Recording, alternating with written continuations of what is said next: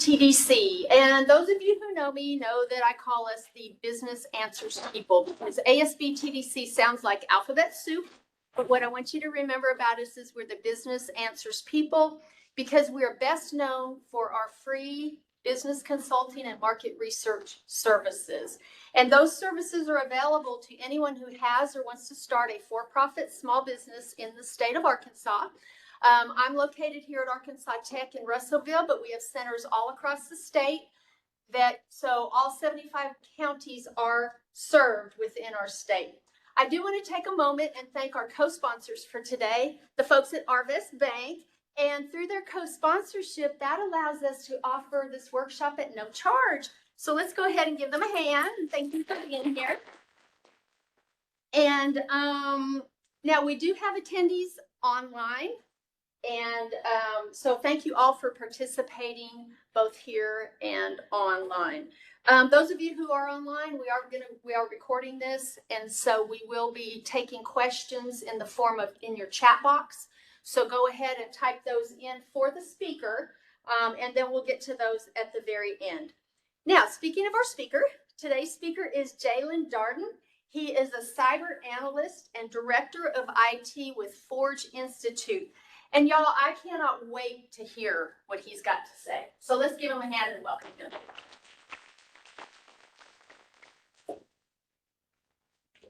All right. So thank you for that. Like she said, I work over at Forge, where I'm the director of IT. So I handle everything from setting up our internal systems, making sure that we're up and running as a business the right way, to doing analyst work, where I'm looking at logs, looking at leading trends, trying to go out there and help small businesses in the community stay away from these trends or know what to look for when it comes to setting your small business up.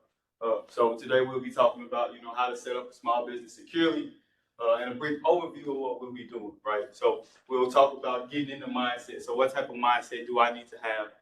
We don't expect everybody to approach it with a IT professional mindset, but it's just understanding the baseline. I like to use the analogy when we lock our doors or when we secure our homes, right? We're not expected to be police officers, but we help the community out. We do the small things like lock our door, make sure our windows are shut so that a bad actor or a bad guy can't just walk right in the front door. And right now, that's kind of how we live our lives with technology, is we leave the doors unlocked. So a lot of what we do, we go out and we talk and we help create that baseline. We help bridge that gap to stop that understanding. Right now, it's a big divide between the IT community and people just helping set up their small business. So that's kind of what we help do. Equipping your business. What do I need as far as a baseline? So going back to the physical security records, what type of locks do I need? Does anybody here have an antivirus? Not an antivirus. Like a lock detector. I don't know why I'm blinking. Security system on their home, right? Does anybody have a security system on their home, right? Those. You think about that when you think about setting up the business securely, having that security system on the home, having the camera system, stuff that we can go in and look at and monitor, right? We don't have to know how to set that up or the intricacies of it. We just know that we have to have it, right? Securing the systems, the services and systems that we work with, and then being able to work from anywhere, especially in today's day and age, we work on the fly. Today I'm here in Russellville. Tomorrow I could be in Fayetteville. The day after that I could be in southern Arkansas down by Texarkana or anywhere. So being able to work anywhere and work on the fly is what we'll talk about today, right? So when we talk about the mindset, we go into it, we talk about sensitive data. A lot of questions we ask, well, what is sensitive data? And when you think about sensitive data, you think about anything PI related. The easiest way that I like to explain it to people is if your data got leaked in a company, think about what would make you upset if it was leaked. One things people can use to kind of steal your identity, you want to protect all that with customers, with your small business. You want to protect social security numbers, birthdays, credit card numbers, because that's what a lot of bad actors are after. It's just the data set. So think about what data do we have in my business? For example, if you run a health business, you might be dealing with HIPAA. So their medical records, their data.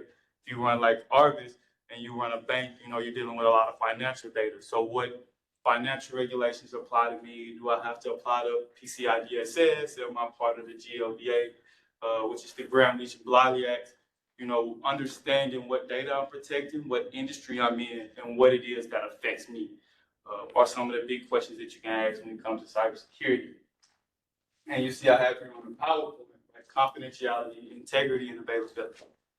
So what that means is when it comes to your data, there's a triad that we use. When we speak about the data, the confidentiality of the data, making sure those that have access to the data are supposed to have access, right? A need to know is how I like to break it down and explain it. When we think about the integrity of the data, if you go in and put a file system in your data, you want to make sure that that's the right file that you guys uploaded. Or if you send an invoice out to somebody for 400, you don't want anybody to get in, manipulate that, and send it out for 40,000 and then change the routing number. It's a bad day for everybody, right? And then the availability of the data.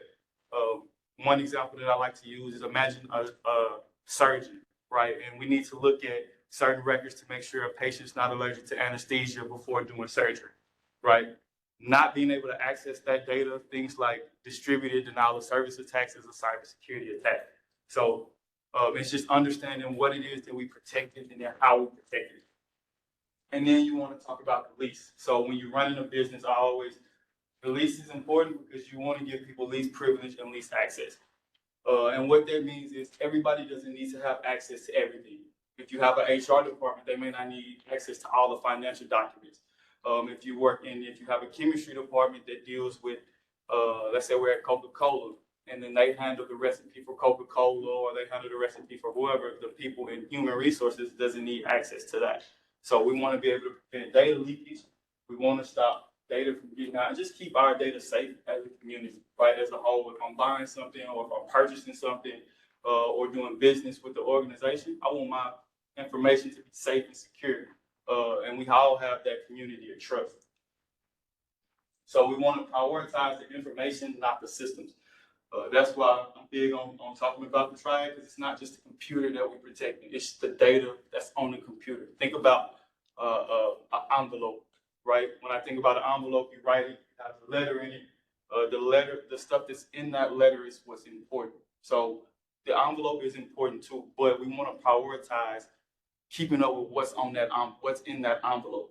You know, because those envelopes contain things that are very close to us, our home address, where we live at, where we work at. Some of it includes pay information, social security numbers. When you go and sign up for websites like Experian, you don't want all of your personal information just leaked out there. I shouldn't be able to just get on the web and say, let me see all the health information on somebody in the crowd and be able to pull it up. You know, that's near and dear to us, whatever reasons it may be. So just keeping that data safe and secure is a big thing. So threats are always changing. It's sad, but it's one of the reasons I have a job. Yeah. But as long as people can do bad stuff, they're gonna be able to do it, and not to be doom and gloom. But at least when we have physical security, you have that. It's a lot. You have to worry about the getting away from factor. You have to actually break into the home and try to get out by a time window. Unfortunately, with cybersecurity and things of that nature, it's a little bit harder because I can sit behind a computer and do it all day. One of the classes that I went through to get my master's is certified ethical hacker, right? So I learned how to hack, how to break into systems, because ultimately, a lot of the tools that we learn, everybody has the same tool set. It's just whether we choose to be the good guys or the bad guys. So like when we go in and talk about AI, it's all about how you choose to leverage it. And one of the ways that I had a psych professor that I used to talk to, and one of the ways to beat the bad actors is to understand them, see how they act, so that we can try to act accordingly or stay that one step ahead. But I said that to say I understand that we always using different ways to get into systems. You know, you might go back to a way that was invented in the 1990s, and then they blocked it with the patches and forgot about it. And then with a new patch to fix something, they brought this one back. So understanding the threats, kind of keeping up with it. You don't have to be an IT guru to be like, okay, I need to understand IP addresses and all this, but just understanding what affects my business. The main stuff, like somebody will say, okay, we had a big attack on Microsoft systems. Well, we don't have to be IT gurus, but we can know, okay, I'm running a Microsoft system. It's like your car, right? If you know that Circle K gas affects Mazda cars, you don't need to know how it affects the Mazda car. Only need to know that, do I drive a Mazda and does this affect my car? So that's what we try to get people in the mindset to see, right? You don't have to understand, okay, it's messing with the transmission or the radiator or the gas pedal. Just understand I have a monster, so I need to service this. I need to be on the lookout for this. And then just managing the risk. This is a big foot stomp when it comes to mindset. It's managing risk. I have conversations with my CEO every day about the risk that affects us. Goes back to understanding, do I drive a Mazda car? Do I have a BMW? Does this affect me? How does this affect me? How does this play into my world, right? If we have a group of bad actors out there that's targeting harvest or targeting the banking industry, you get banks that want to look at, okay, are we safe from this? Or if I ask, what industry do you guys work in? Taxes. Okay, so a financial industry as well. What about you, ma'am? Nonprofit arts. Nonprofit arts? Okay. And college student? Or okay, no, that's fine. And then Arvis, what about you, ma'am? Wellness coaching? Okay, so you would deal so like patient records, the financial data, right? Understanding who's going after what, right? If we have a big attack that comes out that affects that people are starting to target health data, they're starting to deal with profile or starting to try to profile people based on health information, you might want to go, okay, let me talk to my IT guy about this. Let me see what risks we have, right? So I know if somebody comes out targeting Mac or Linux, that, okay, we run these environments. Let me see, are we secure from these environments? What are they using to get in? And just asking those questions. And when you understand that risk, you go to see, okay, is this a risk I'm willing to take? Because we can't get every risk down to zero, right? But there are steps that we can take. We can do things like remediate it. Can we fix it? If we can't fix it, can we mitigate it? Meaning, can we shrink the attack surface as much as possible, right? If we can't mitigate it, do we need to transfer it? That's when you start to talk about cyber insurance, when you start to talk about kind of deferring that out to a third party, getting some help. Once again, we stronger together. So we have people out there that'll help us, right? So transferring that risk, or just accepting it, saying, okay, I understand the risk. I know that they're after us. It does affect our systems. However, the likelihood of it attacking our systems is low. I'm willing to accept that risk. That is also a very acceptable risk management technique. It's just understanding what's going on. And you have risk avoidance, which I always push against, just because it's what's the word I'm looking for? Negligent, right? It's like if I know, if I see a child running with something that I know will harm them, or doing something I know will harm them, and I choose not to say anything about it. I just see it, know it's bad, and then say it, right? You don't want to avoid that. That's negligent. And we want to shy away from those type of things in the community, right? We want to stop from leaving our door open. So equipping the business, right? When we go talk about equipping the business, we talk about the hardware, the software, and services. And so just understanding what hardware we bring, what operating systems we use, and understanding the support that comes from those operating systems. If you run a tax business, making sure you have the most up-to-date software, whether it be Mac or Windows or Linux, so that you can get the proper support. Because these companies also realize that not everybody has a dedicated IT. And IT starts to get expensive. It's like insurance. It starts to get really expensive, and you don't always see the return on it. And so it makes a lot of people shy away from it. And we understand that. So just understanding what hardware you get, you want to get the most support. So you want to go after reputable vendors like Microsoft, Mac, vendors, Google, if you're in the cloud, Amazon, vendors that have that support, that reputation that can help guide you through until you get to that level of maturity that can afford to sustain that risk. Does that make sense? And then software and services. So when we talk about software and services, like I just stated, you use well-known brands, right? You want to stick to the reputable brands. You want to shy away from the obscure brands, and then do some brand research. Always look it up. What's one of the big software apps we hear about today, right? TikTok, which is one of the things that a lot of people want to go into or understand. Can I use this for my business? How can I use this for my business? And you can, but it goes back to that risk we were just talking about. Understanding the risk that comes with using these brands, because nothing is without risk. Everybody's human. We all have human error, but the job here is to mitigate it or understand it as much as possible. The more we understand it, the more we can help each other, the more we share information to help make it a better and safer community. So when we do that, like I said, stay away from the knockoffs. Make sure you're getting a business grade system and then understanding it. Use known software and understanding the email as well. Email servers are set up different, a little bit different. So just understanding what email service you use, like Google, whether it be Google, whether it be Microsoft, and stay away from a lot of free email service. I know free is always better for the business, but it's not always the safest option. And a lot of times that's what bad actors look for. It's really easy to go in and look for, okay, this is free. It might not have as much vendor support, right? It might not be updated on patches. They may not be the most secure in the way that they practice their measures. So a lot of that leaves a big attack area, makes the attack surface bigger. So you just want to stay away from that big attack surface, keeping it small. And so that leads us into what we talk about, the dangers of the porn on social media, which is what we hear a lot of people talking about, a lot of conversations around it. It's probably where we'll spend a good chunk of our time here today, but talking about how to use that software in the small business, softwares like TikTok, understanding softwares like Zoom, for example, which could be owned by a Chinese company, stuff like TikTok, and the risks that come with it. So we have to understand that foreign-owned platforms, they lack that transparency.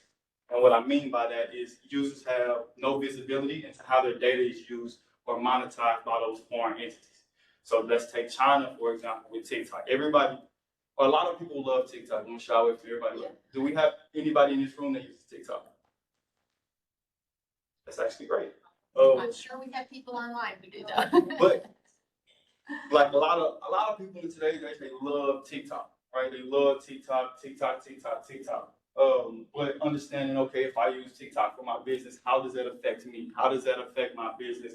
The data that I share from TikTok, they all have insight on. And then one thing about China is every business in China, they have to provide that data to help drive their government or their military purposes, right? So has anybody heard about how maybe a couple years ago Facebook got in trouble for weaponizing data? Oh yeah. Do we have anybody that understands how data can be weaponized? A lot of people don't understand that data, when we touch on it, can really be weaponized and it can really be used in a malicious way, right? It can be used. I had questions like, I don't care if people see what I'm searching on Facebook, right? You're like, okay, cool. But when platforms like TikTok start to develop ads to drive political purposes, they start to sway, right? You start to see stuff over and over again, and they start to sway the thinking. The best way to get somebody to do something is to make them think that it was their idea. That's the best way people start to use it. And the easiest way to do that is with software and platforms. You just hop on, I'm scrolling on Facebook, I'm just scrolling, oh, I see an ad on this person. Okay, whatever. I see the ad again. Start to see the ad again. Has anybody seen the, it's a movie with Will Smith in it. It's called, I don't know why I'm blanking today. It's been a long day. But it's a movie about gambling, right? And so what Will Smith did was, it was a risk, but he talked somebody into picking a number. And how he did that was he showed him that number over and over again. But he only showed it to him subconsciously. He showed it to him in flashes. You might see it here, you might see it there, you might start seeing, you're like, And then when he asked him, he was double or nothing that you picked this number. I know what number you're thinking, he picked it. And that just speaks to how strong you can use when you want to sway somebody. Or especially if we're scrolling all day, or if we use it to drive our business. You can start to use platforms like that to drive political motives, to get small businesses to think one way, to start to get them to decide one way. And when you sway the populace, you won.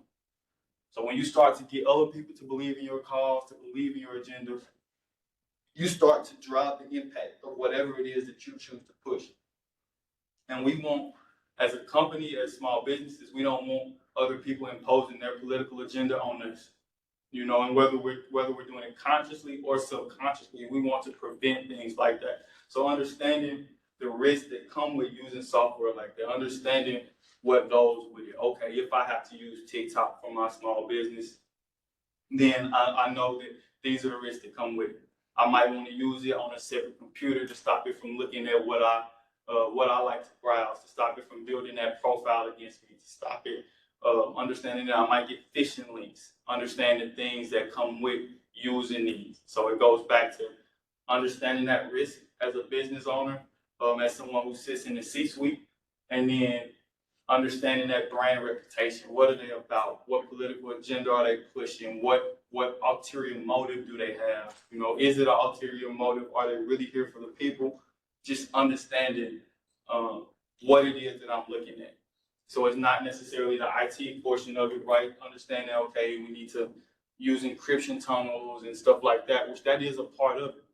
But more so understanding and managing that risk, understanding what it is that I'm looking at, how does it affect me, and what game are we playing so that we can have the best security provided to us. And then you can start to hand that over to the IT professionals and say, okay, this is what's going on. This is a risk that I might have. This is what we facing, and we'll take the reins from there. We'll start to fine tune the car. We'll start to tweak the engine. We'll start to go from there.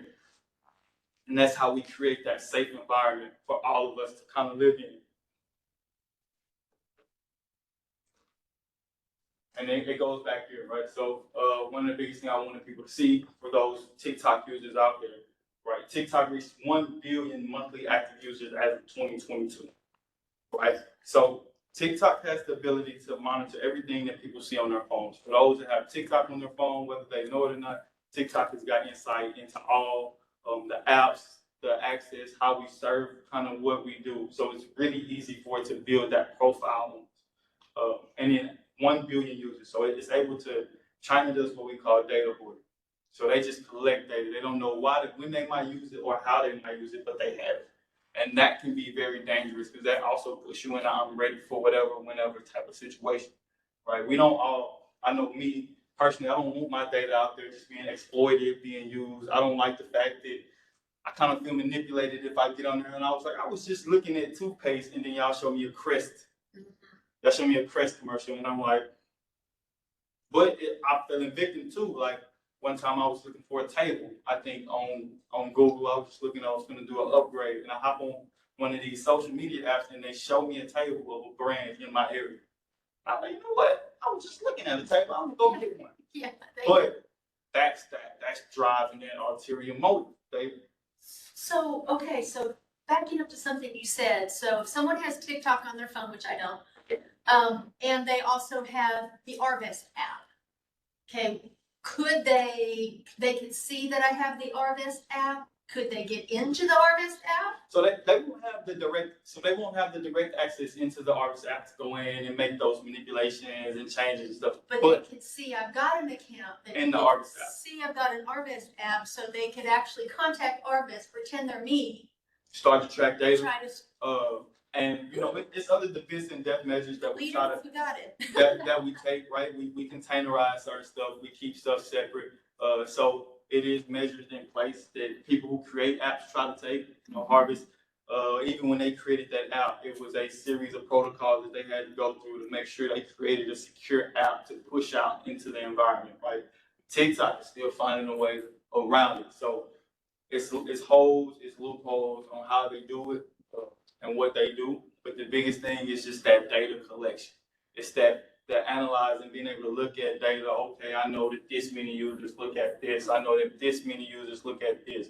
Okay, if I'm driving whatever campaign or if I need to take out this, I know how to do it based on what people search. Or you can use it for ransomware attacks or man-in-the-middle attacks, is what we call it. So if I know every day that Harvest sends an invoice to this company for $400, right? They have a good connection between the two. They establish it, and I'm looking at data. I monitor the data for a couple of months. I go in there, I grab the invoice, right? I grab the invoice, I modify it a little bit, I change it. I understand that y'all have a connection, so there won't be a lot of questions if I add an extra zero, or well, a zero is a lot of money. But you add an extra 5, or you change the route number. You just do subtle things. And you're like, hey, okay, I know.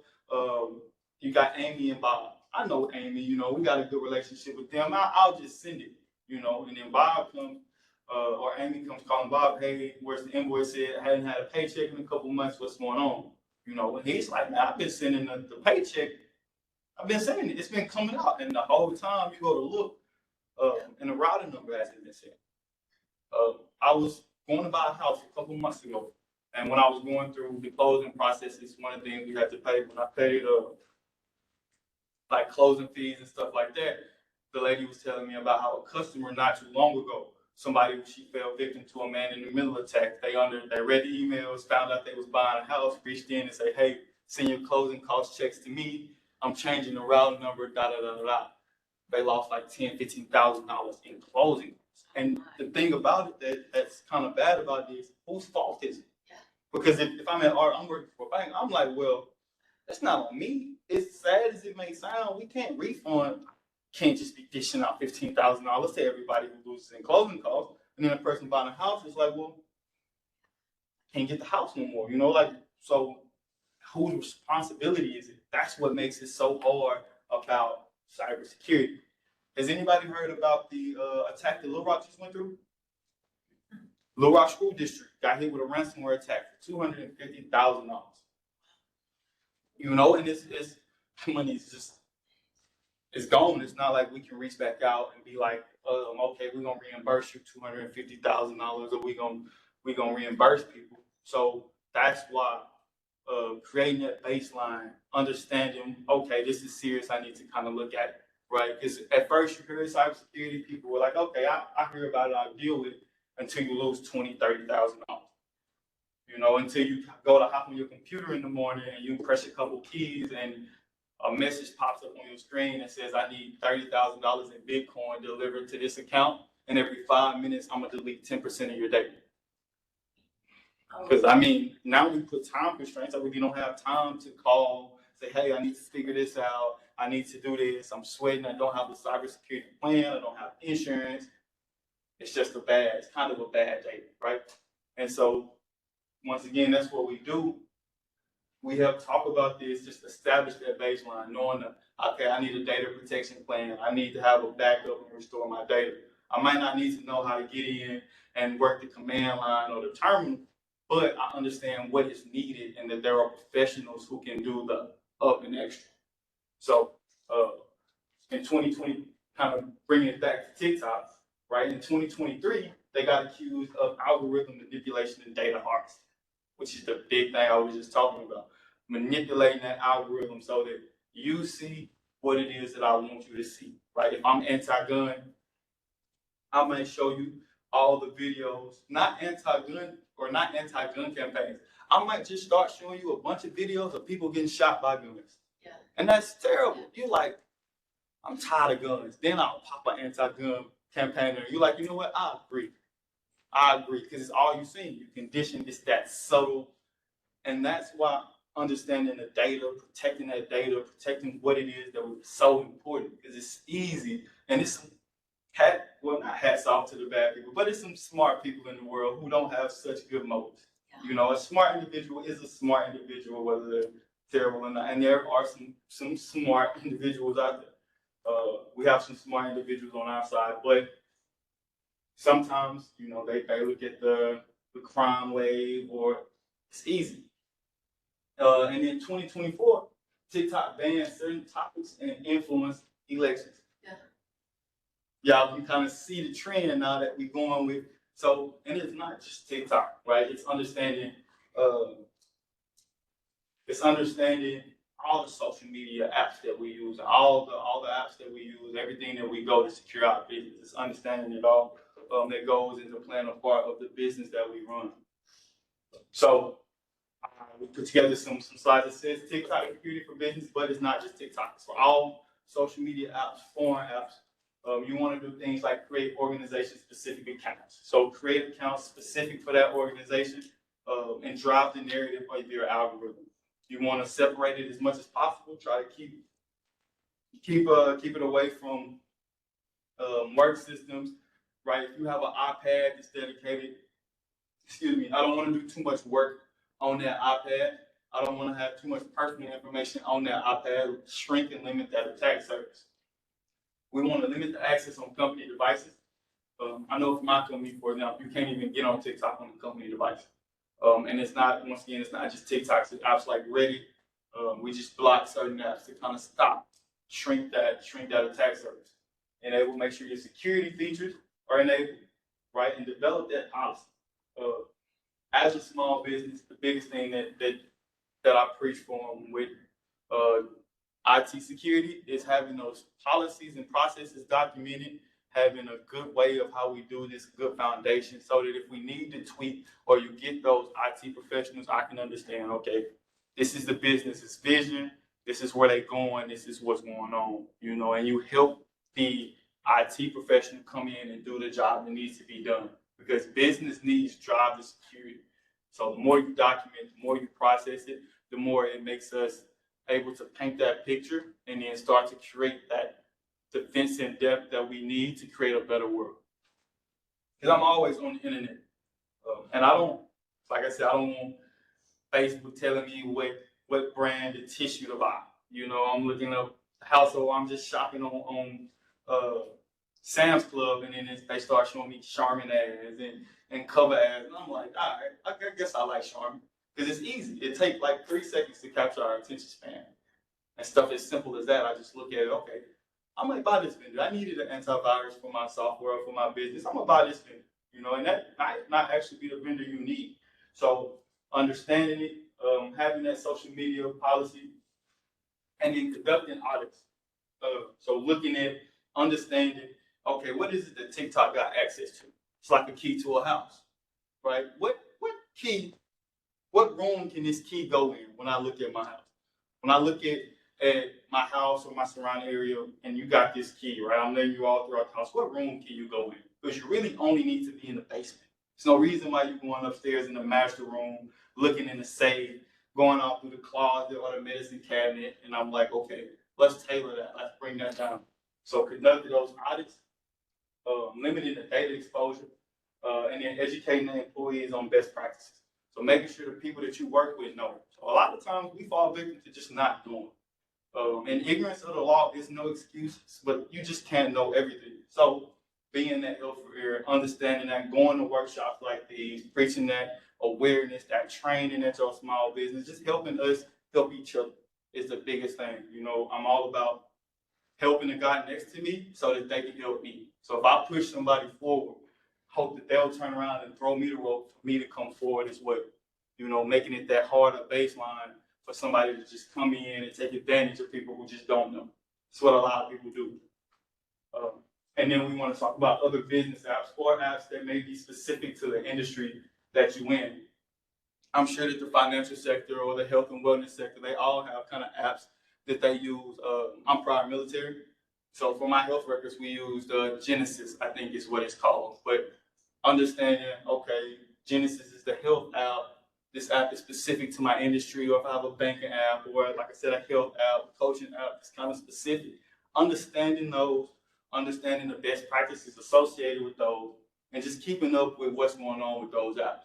Because they release patch updates, you know, they're tested just like everybody else. They have exposure to the world. There's people constantly trying to break in and being aware of third-party access. So what apps do they have access to? Can somebody get in those apps and then pivot and get into our system? Sometimes we might have a good service, but we didn't do the due diligence to help each other out. Somebody hit this app and then just made a pivot. Now they in our systems, because I'm like, because you trusted them, right? People prey on trust and not knowing, which is what we kind of want to alleviate. So just having that conversation with our vendors, with our partners, you know, it doesn't have to be this sit down, stern, mean thing. It's just having that conversation. All right, cool. How are y'all protected? I might can adopt some practices, you know, or I might catch something that you guys didn't catch. So as a business owner, understanding those risks, what we're dealing with is important to helping, once again, to helping us all create that better, safer environment. And then we go from talking about foreign apps to talking about AI. So how many people are excited about the AI wave that's coming through? You know, it's been a big thing. Okay, iffy. How many people don't really like it? It's like, I'm not pretty sure. So what's your reason? Why don't you like AI? Just because I don't know. It makes you always hear. Yep, that is true. You are right about that. And why are you for AI or against? So like, I guess the thing that I don't like is like how real the fake videos and stuff like Yes. that. I can't tell what's real and what's not Yeah. anymore. Yeah, that is absolutely true. And why do you like? You said you're for TikTok. I'm kind of like this on AI because there's some tools that can actually help businesses, but then the bad guy's always trying to work it. So. Yes, what's terrible. What about you, man? That I think it's a really cool tool. It can help you a lot to save a lot of time, but it also could save a lot of time in terms of how to get into systems. Yeah. Yes. Make videos. So it's that dual-edged sword, right? And so it goes back to how I stated about TikTok or about those foreign apps. Understanding the risk associated with it, understanding what comes with what it is that we use it. It's, AI can be a very advantageous tool. You know, you can use it to automate those processes for the small businesses who don't have that IT person. You can use it like you can talk to it like a regular person. Hey, what do I need to do to secure this? And that'll list out a name, right? You can use it to automate it. They're even trying to automate some workers in McDonald's, Walmart. They're talking about automating truck drivers. AI is here, right? But it's like cybersecurity tools. You know, when people hack or they use it, we all learn the same tools. We all learn the same. Some tools that a hacker use, I use in my everyday business, right?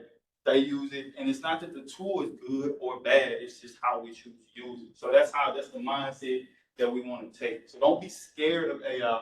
Just understand it, right? At the end of the day, it's a machine that can be manipulated by humans. Anytime you insert that human factor into anything, we get to blurring the lines. People get to wanting to test. Y'all ever had that person that just got to test the boundaries of everything you push? They just gotta test it, right? They just, you know, when you push this, they're like, if you say, okay, we can have blonde hair, they got to go get platinum. They got to set it right there. So that's how AI is, and that's how tools be with these AI, with these hacker tools. People just test boundaries, but it also drives innovation. So that same person that pushed that boundary might have just had a groundbreaking discovery. So we just have to play it, and just don't be scared of it. You know, a lot of times people are scared of the unknown.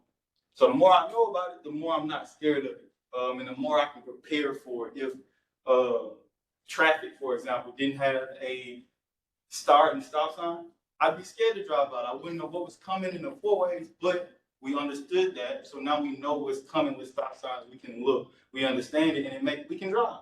We wake up every day and drive. Or like if a highway didn't have, what is it? Help me think of the road markings. The little white road markings, right? That's the only thing that separates us from complete chaos. Yeah. And what I mean by that is we just understood that, we know about it, and we made it a safe space. But it's not anything really stopping us from just driving over into the next lane.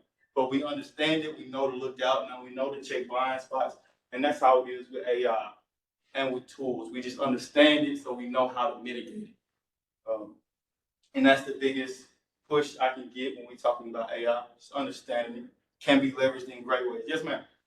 About AI. So like if you're using ChatGPT for your business, can they mine that data and then change what you're seeing eventually to like, is it, from what I understand, it's not really giving you sources of where it's pulling that information from specifically. So can they start tweaking where you're seeing information from in that paragraph? Yes, they can. They can.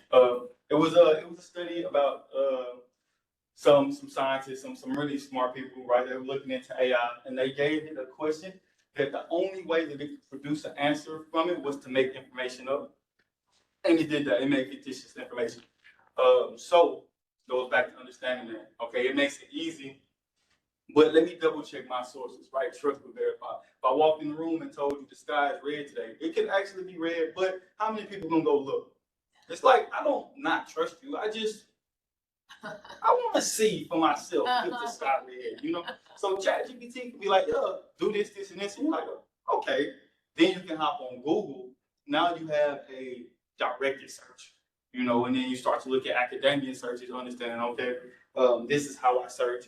And then you see, okay, this information is valid. This is true, right? Or this might not be so true. So the purpose behind AI, they're trying to make it like a human brain. But the thing that AI will always lack is morals, ethics, and the ability to like read a room, to understand who it is that I'm catering to, what they just know black and white. And our emotions, our ability to assess a situation, to understand what's going on, is one of the greatest human facts.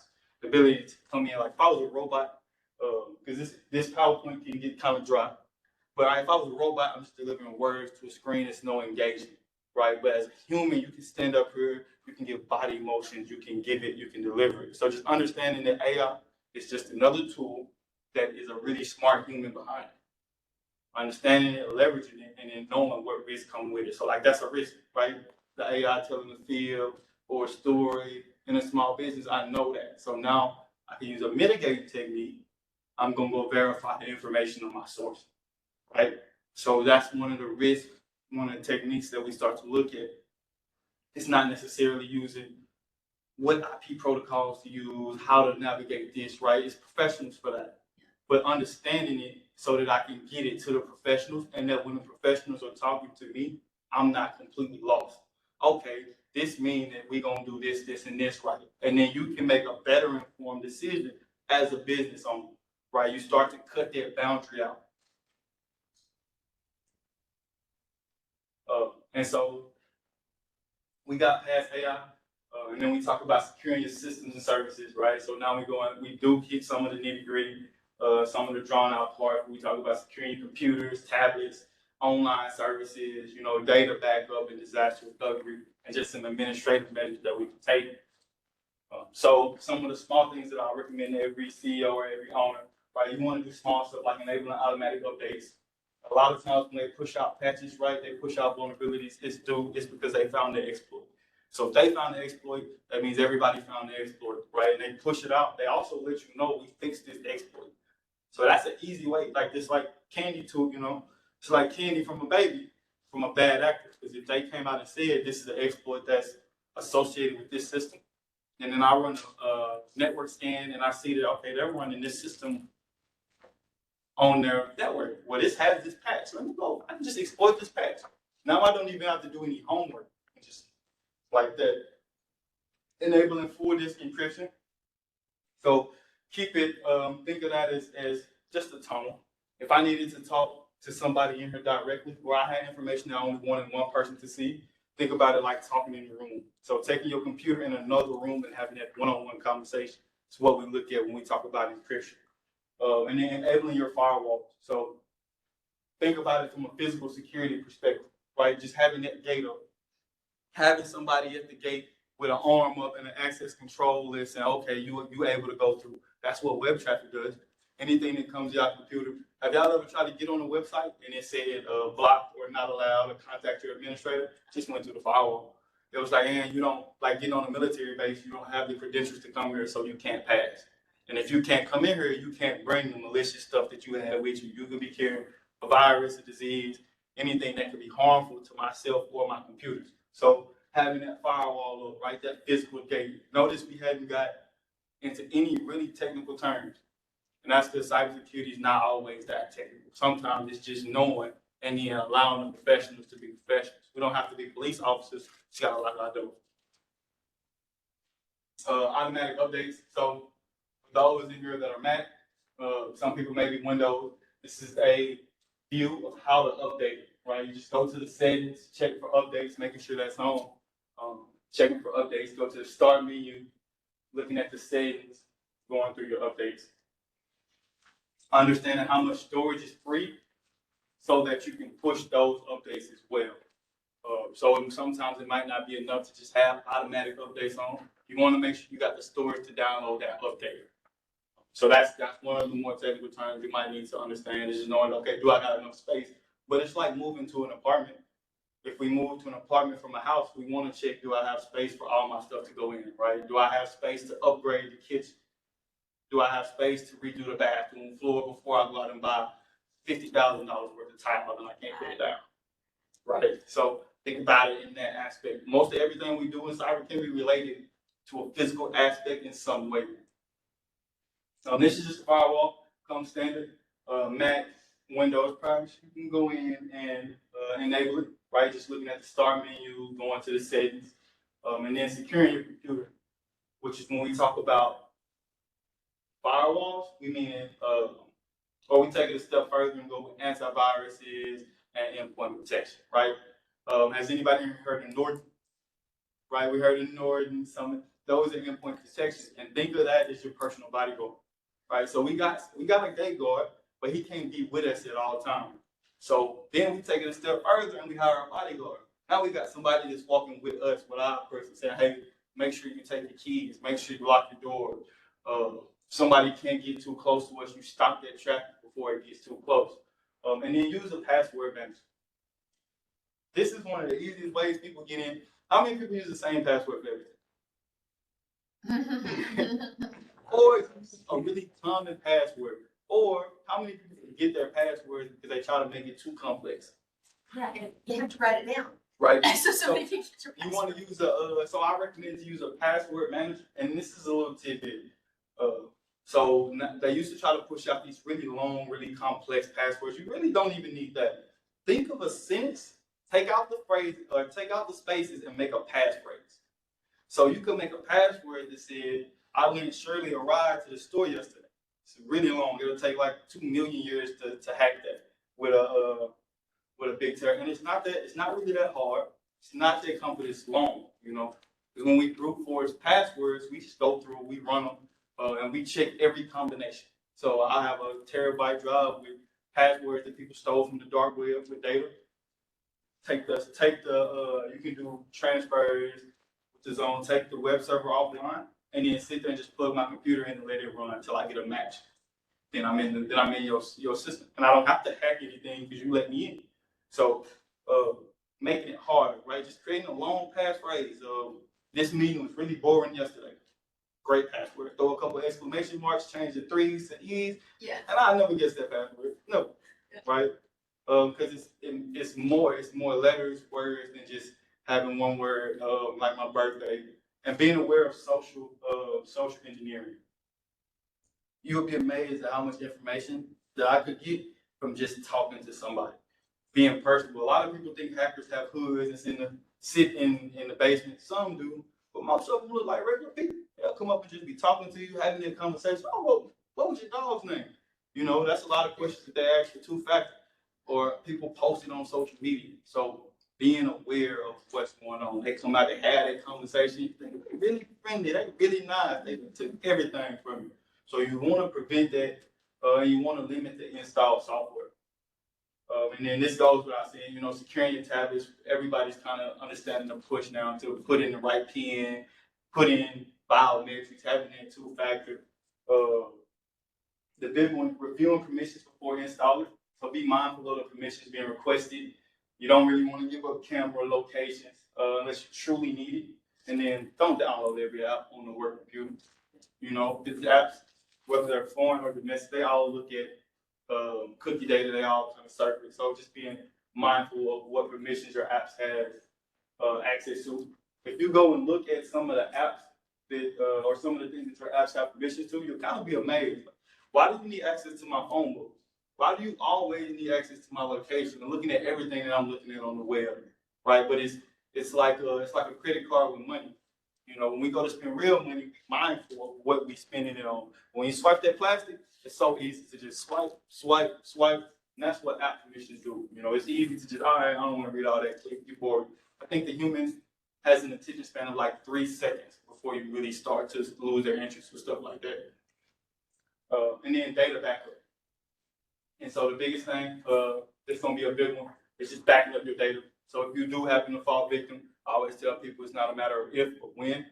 When you do fall victim to it, having that plan in place, that being able to back up my data. So I might get hit, which is okay. Sometimes we fall down. But somebody great once told me, it's not a measure of how many times you fall down, but how many times you get back up.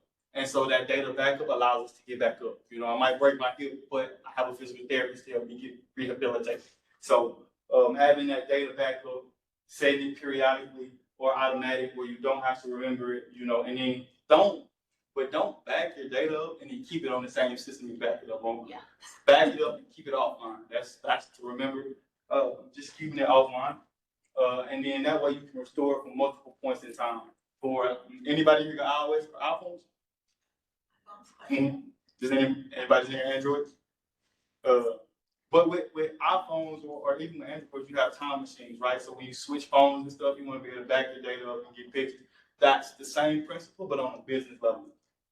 And then your administrative method. So that's cyber insurance, like I said, and then document. So just be sure you understand what baselines we got set, what policies and processes we got set down, and then having that emergency planning, right, for in case of disaster or incident response.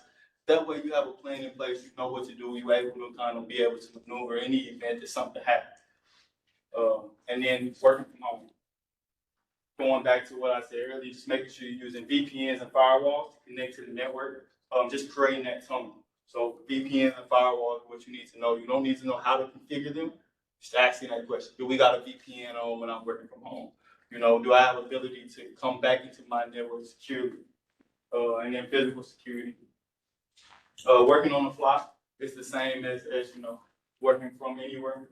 So just keeping your computers in a secure location using strong passwords and then that firewall. And one of the reasons for that is so that you can be mindful of, like if you go to Starbucks and you click on Starbucks Wi-Fi, some people you don't really know if that's Starbucks Wi-Fi or not. You know, you just connected to whatever. It could be my Wi-Fi that I said is Starbucks Wi-Fi, and I'm looking at everything on your phone. So understanding it, knowing, okay, that's why you create VPNs, because even if they connect to a fake Wi-Fi, they go back and it's like, okay, I still can't see that because the data's encrypted. And then staying secure while you're growing. Training and incident response, big, just awareness portion. Making sure we know what's going on. We understand the threat, the landscape. We understand it. And if we don't know it, ask. We reach out. You got people like us at the ACDC who provide those tips, those tricks. I don't know if I can tell I like to talk. So if you call and ask me, I'll go through it with you, break it down however you need it to be broke down, just so everybody can be safe together. And infrastructure, and that's what we'll learn as we go and what we touched on when we talk about hardware and what resources do we need, knowing what computer systems we're using, and how we're going about handling our business. Processing, documenting,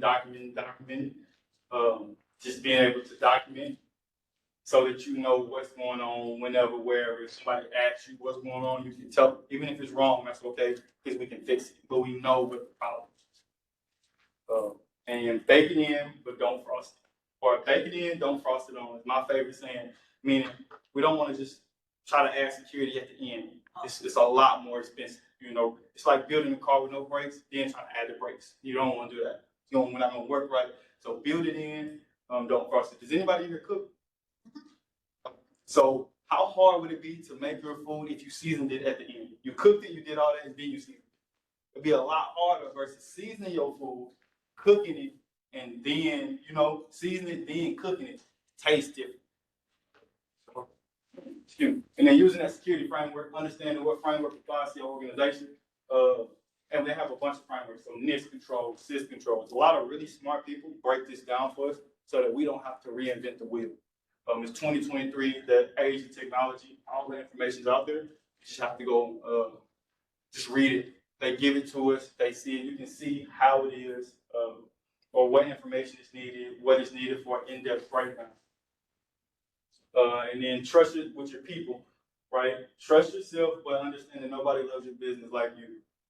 Nobody's gonna take care of it like you. Nobody's gonna ask those questions like you do. So just understanding what's going on when it pertains to your business and how you conduct it, and set boundaries on what's acceptable and what's not.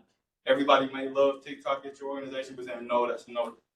Setting those boundaries, understanding what's going on, defining the roles. You don't want to give nobody access to everything. So understanding, okay, this is what you need access to, this is what you don't. Just kind of having those hands-on, not micromanaging and such, but having those hands-on because it's your baby. You know, nobody gonna love it or treat it like you do. And validating qualifications and appropriateness for the role. Cybersecurity is a big role. A lot of people are trying to get into it. And it's sad, but some people falsify resumes, some people falsify different things. So having that tidbit for the CEOs or the people that's running business, they do make the leading nations have, or the leading industry certifications, they have data certificates and digital footprints for those. So like I'm getting my CAS, that comes from a industry respected certification body, like as an advanced security practitioner. It's signed, it has a digital footprint. You don't have to know the ins and outs, just know, okay, this is the footprint, it comes from this, it's valid. Understand it so you don't get stuck with the wrong person. So it was kind of long, but we talked about the mindset, equipping your business. We talked about some dangers of social media, securing systems and services, being able to work from anywhere, and then securing while we're growing. Do we have any questions?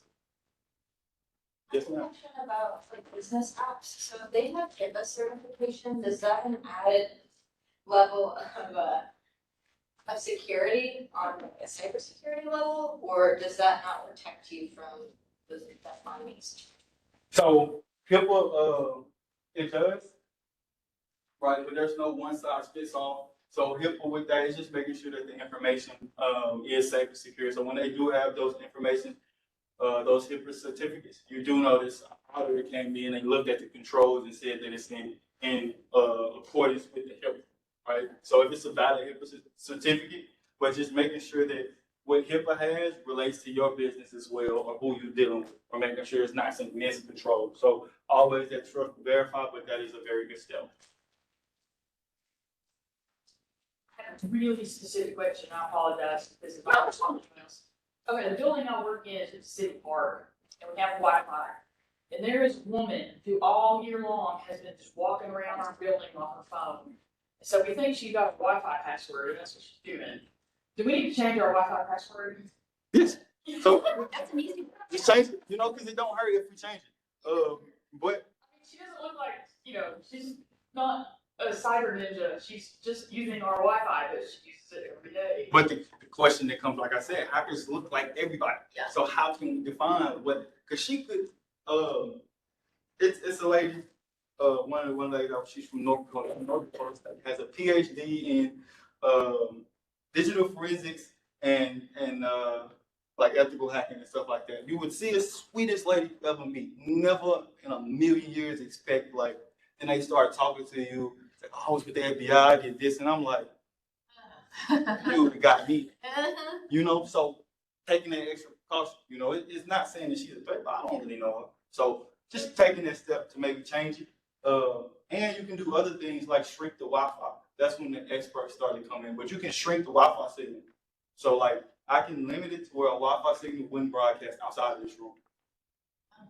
But you don't have to know how to do that. You just know that that's an option. So, okay, working in my building, let's talk about some mitigative strategies to kind of stop and prevent people from doing that. So that's an excellent question, actually. Any more? If anyone has any questions that's visiting online, just type them in the chat. We've got just about a minute left, and Amy will read those questions if they come through. Something that you said that I really liked, Jalen, was setting boundaries.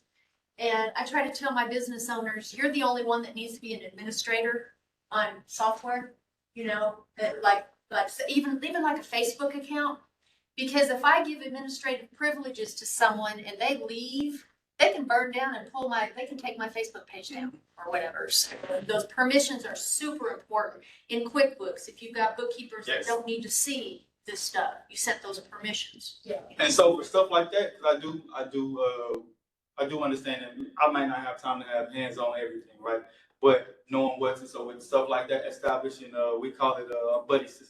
So when you have administrators, I might want to have 2 administrators. So if everybody in here works in the company, we have a decent sized company. I may not have time to monitor it all, but if I make you an administrator, I make you an administrator as well. Now we start to talk about that monitoring, because even if you start to do something bad, she can say, hey, these are the administrative roles that they're trying to do, the bad functions, let's block that. Or if you might fall sick or something might just happen, you might need to get gas, anything could happen, we need something to have somebody to fall back on.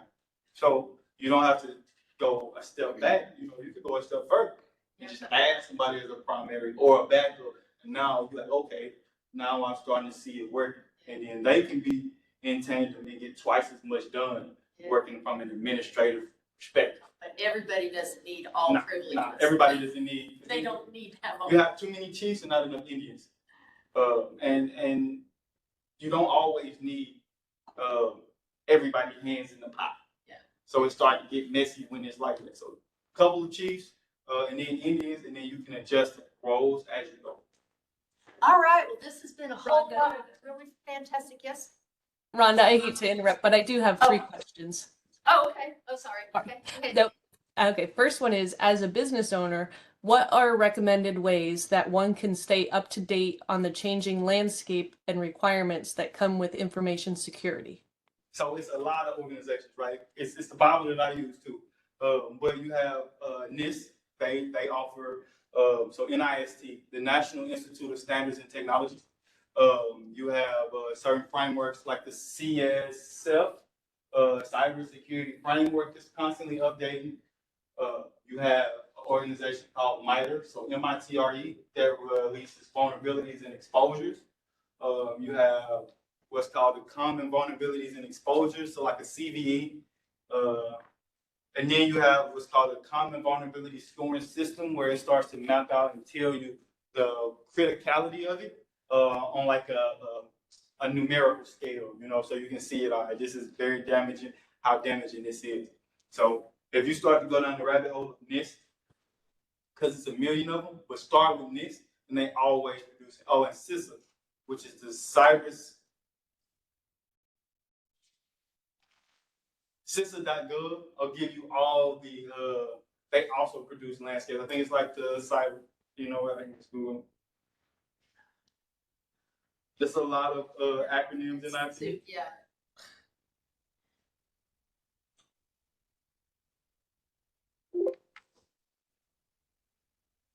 And they gave me a brand about financial sector. But CISA.gov, right?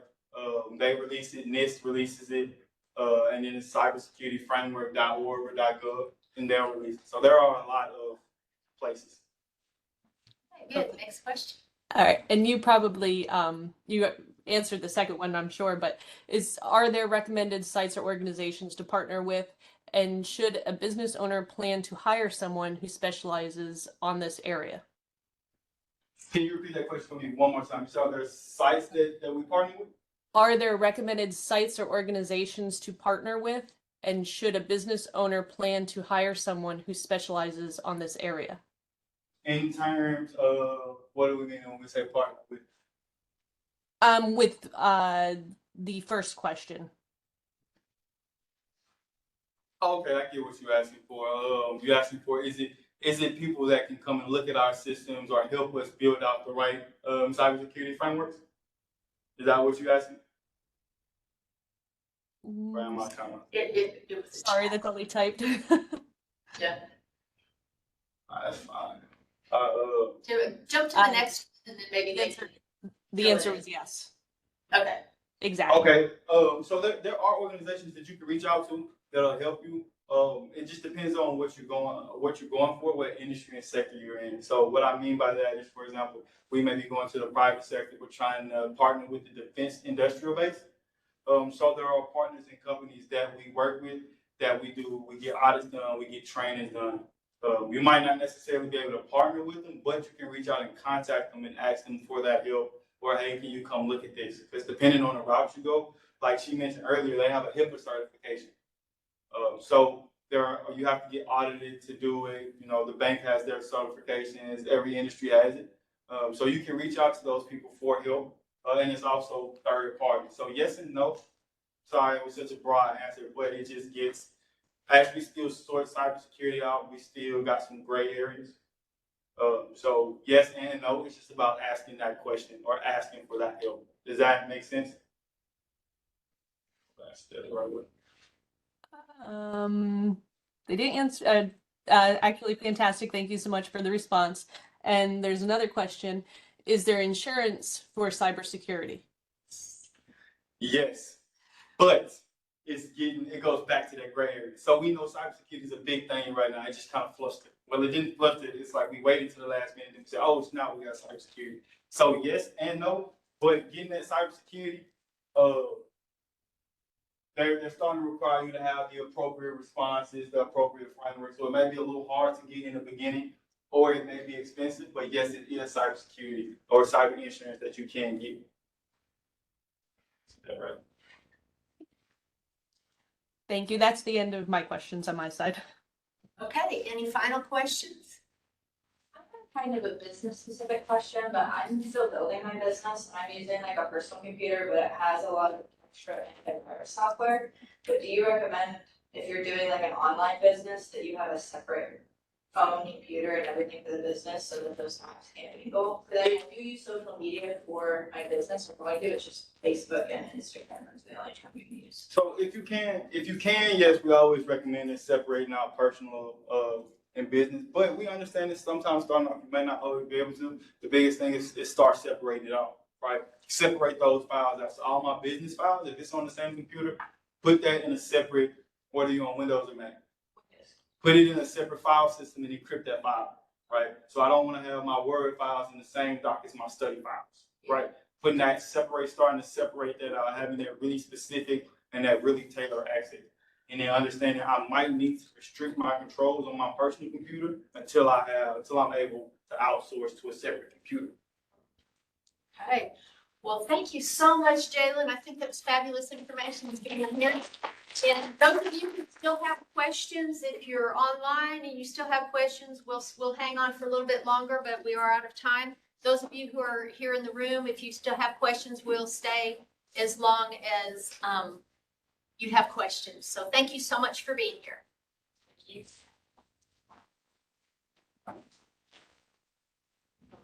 you.